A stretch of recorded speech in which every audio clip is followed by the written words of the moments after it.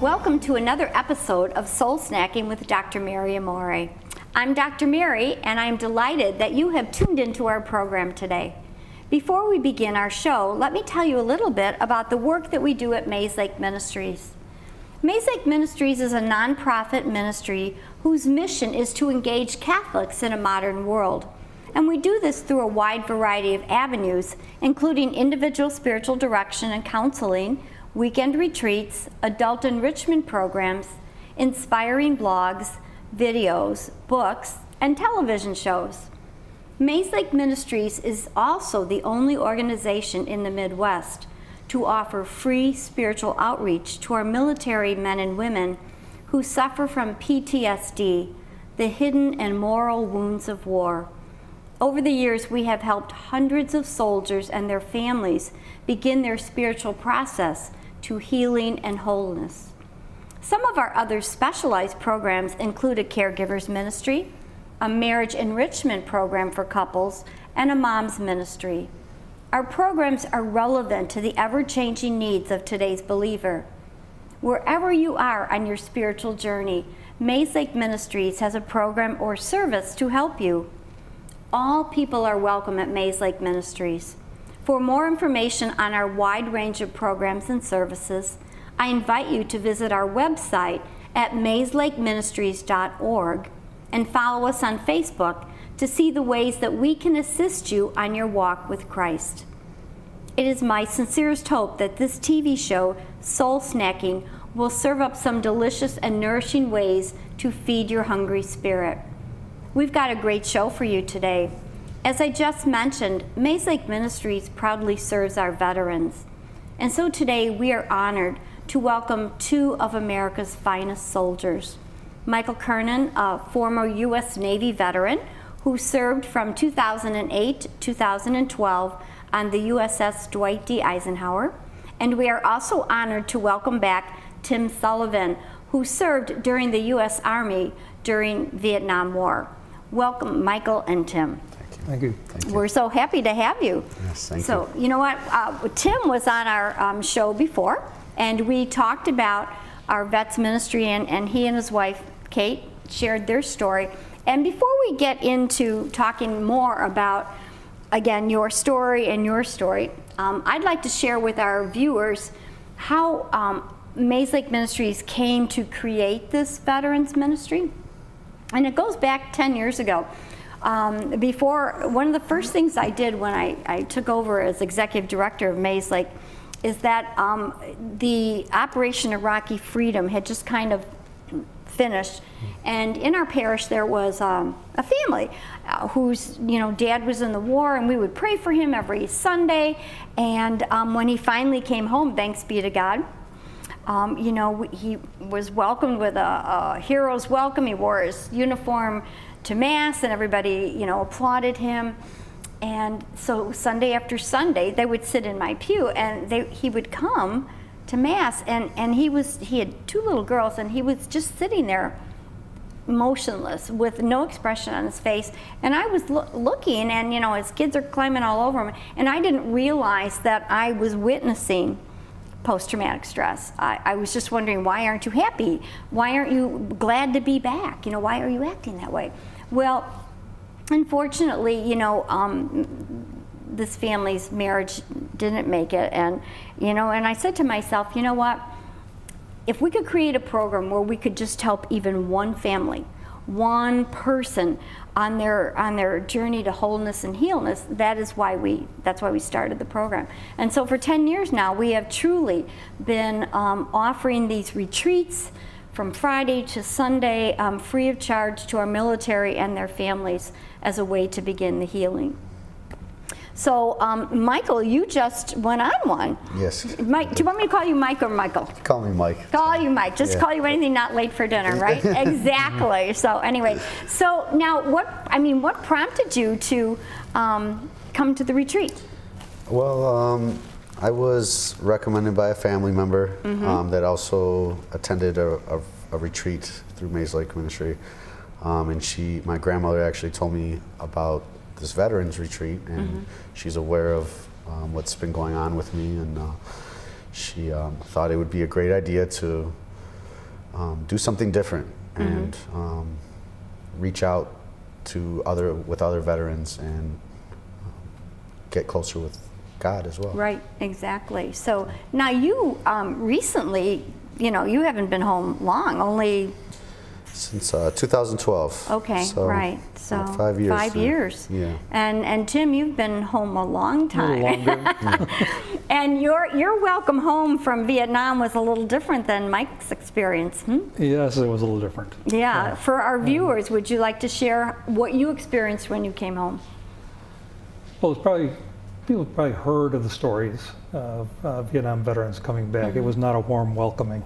So when we flew in to O'Hare, as we were approaching O'Hare, the commanding officer or whoever was in charge on the flight stood up and said that we had the option of changing out of our uniforms if we wanted to change out before we entered the airport, because we might not get the warm welcome we might expect in uniform. I had no idea what he was talking about, so I stayed in my uniform. And as we walked through the airport, the protesters were there with their signs of baby killer. I was 20 years old when I came back. So when I came back, I wasn't old enough to buy a beer. Wow. So was still, in many respects, a kid.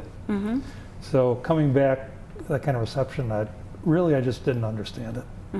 I didn't know if that was normal or what, because I had no other experience. Right. And, so it was an odd coming back, and it was a lonely journey from that point on. Right, exactly. And so did you ever think to talk to somebody about that, or you just kind of filed it away and just went on with your life? Well, it was difficult because there weren't any of the programs that exist now, and, Right. and it wasn't long after I approached the VFW, and I was told I wasn't welcome in the VFW because we weren't part of a war, we were a conflict. Oh, I see. So at that time, Wow. VFW was pretty much there for World War II and Wow. prior veterans. They have since So- opened their doors, I hope. They opened their Oh, doors. okay, fine. Yes. So it was an Big odd time. So we weren't welcomed Yeah, you're right. by non-military, and really weren't welcomed by military. Right, So it was pretty long. And so- and as you- just internalize. right. And as you For just many, said, many right, years. there were no organizations like Mayslake or any of the others that are here to help you process that. So you did internalize it, which is tough. That is tough. Sure, yeah. It was Yeah. 30 years before. Well, sure, exactly.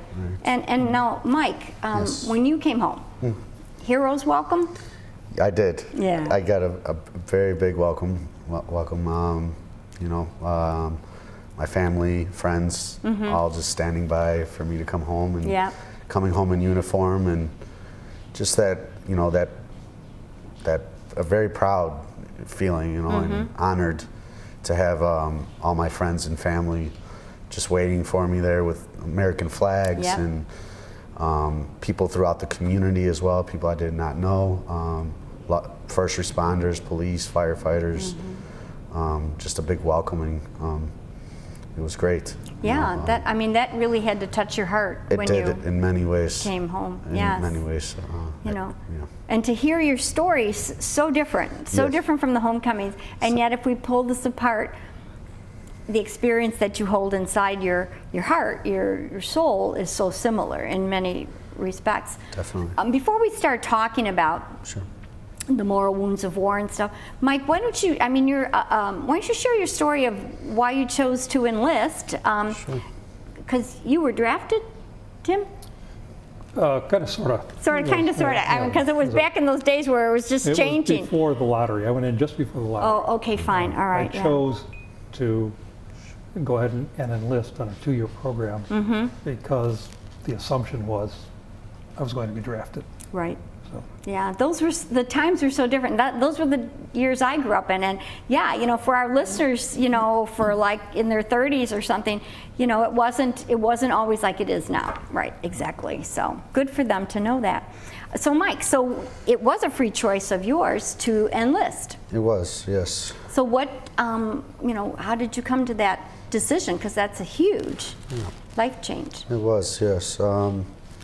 In grade school, when 9/11 happened, I can't explain how it affected me. I had some family in New York City, so I had thought of them. Luckily, they were all safe and whatnot. But after 9/11, a lot of my friends' fathers were deploying immediately. That day, they were packing their bags and preparing to leave. So I always wanted to be a part of the military after 9/11 and go serve and be part of the best military in the world.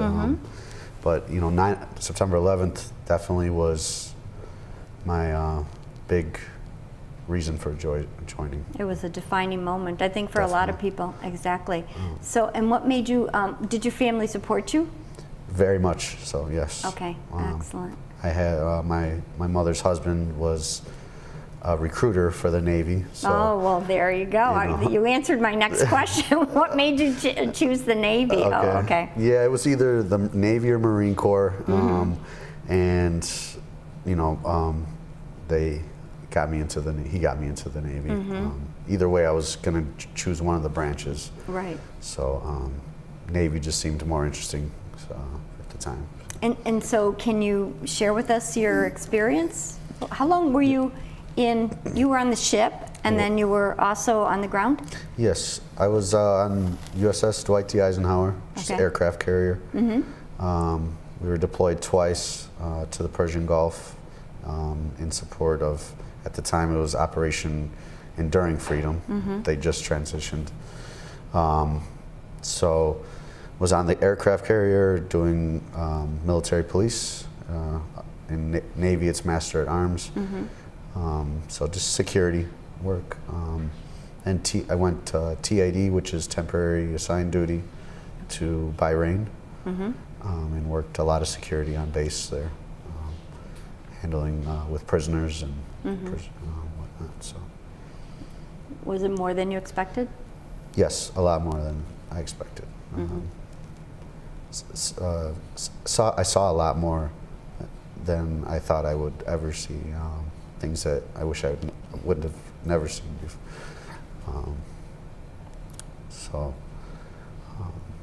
But at the same time, you get a lot of support with from your leadership and everyone that's around you. Your brothers and sisters that are serving with you.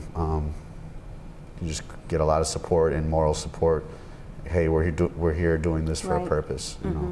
Don't forget that. Exactly. Tim, your story has to be similar, right? Well, I suppose. I mean, yeah.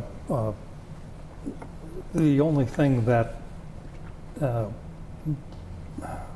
was unique for me was that I did not have, through the service, I didn't have the camaraderie of the other guys that I trained and fought with. So after infantry training, I was separated. Everybody got their orders for Vietnam, and I had orders for Vietnam, but they pulled me out and sent me to the Signal Corps at Fort Gordon, Georgia. So the unit that I trained with, I don't know, I don't know what the number is, 80 guys or something, 7 survived Vietnam. Wow. So all the guys that I trained with, I was never there with them. So that's a scar. And then when I went to the Signal Corps was sequestered training. It was training for some stuff, whatever, higher security stuff. And in Vietnam, by the time I got to Vietnam, there was, even though I was with the 261st Signal Corps, there was no one that I trained with. So there was no group. So it was much fun. And then part of my assignment was courier, so it was a lonely.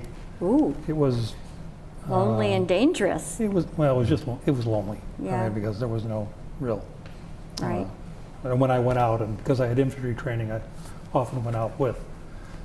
Sometimes it was with Korean troops, sometimes Australian, sometimes American. I never knew because I had a destination to get to.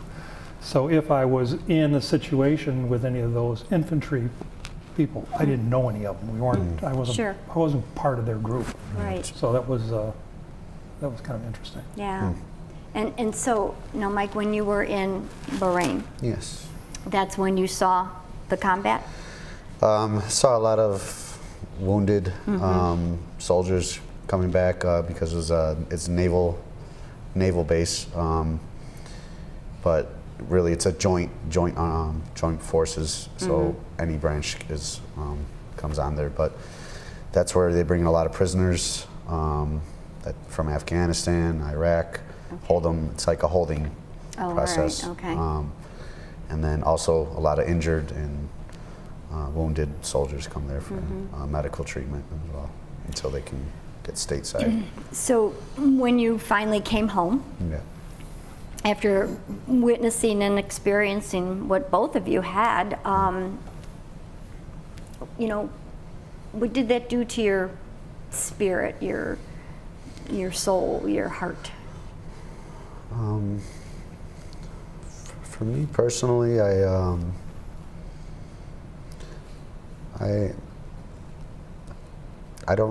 felt numb almost. Okay.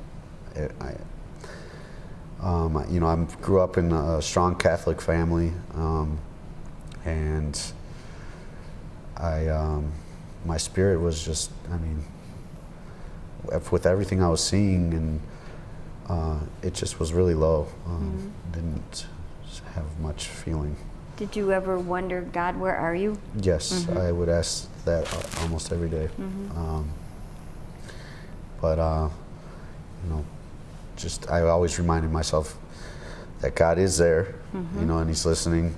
Whether He's showing it, He's listening no matter what. Right. That's one thing I always remembered and took with me when I was deployed. And it's one thing my grandmother always told me to take with me. Grandmothers are good about Definitely, that. Yes. definitely. Yeah. So, yeah. So both of you have been on our retreat, our weekend retreat, which Yes. again is free to our military, with their significant other, and they're designed, as you know, to just begin to crack open the door to healing, and to let the healing graces of God go. So do you want to give, we're going to have, this is a two-part, we've never done a two-part series before, but this is a two-part series I want our listeners to know. And so in our second part, we're actually going to talk about what happens on the retreat, so that, anybody who's out there that might be thinking or might know someone in their family that, maybe they could use that help. I want them to really realize what happens on these retreats. But in a little encapsulated version, when you got there, were you afraid? Were you nervous? Like, what is going to happen here? Either one of you. Go ahead. Tim, you went on the first one, so. Well, I've been on 4 now. Oh, well, there you go. So Okay. the first one, like many things related to facing the issues of being a veteran or being a veteran from combat, I was very skeptical. I never have found any group in my life that I could talk to, because war is an experience that you cannot duplicate. Right. So you really can't share with anybody. It's impossible to understand that, and that's part of the learning, is to understand that people can't really understand that. So there was a lot of skepticism. So I would say I was not expecting very much. I had very low expectations. Well, and I'm sure that everybody that's walked through the door had that same skepticism, like, well, what is this about? Yeah. Yes. But obviously you've come back 4 times, so it's wonderful. And we'll talk about that in the next episode. So Mike, how about you? When you went, what did you experience? I'm not gonna lie, the day before, I was very iffy. Very nervous. At the same time, I reminded myself I'm going to be with a group of veterans, people that have experienced, every veteran has their own story. Yeah. And has experienced their own traumatic event. But same time, we're all brothers and sisters. So that's, I reminded myself that I will be in with a group of veterans. So Yes. it will be okay. Right. I'm not the only one out there with Feeling what this you're feeling. feeling, right? Right. And you brought up a good point, which again I want to reiterate before we close this first program, is that these retreats that Mayslake puts on, it's really military ministering to military. Sister Linda McLennan, she is the retreat facilitator, and she calls herself Sister Charge. Yes. I always say I'm sure she sleeps with a pistol under her pillow because God bless this woman, but she was in Vietnam, and so she totally understands, and she has a counseling degree and has spent her whole life taking care of veterans. And then they're assisted by Augie, Augie Cisco, a wild Marine. Yeah. And so, there are no lay people on these retreats at all.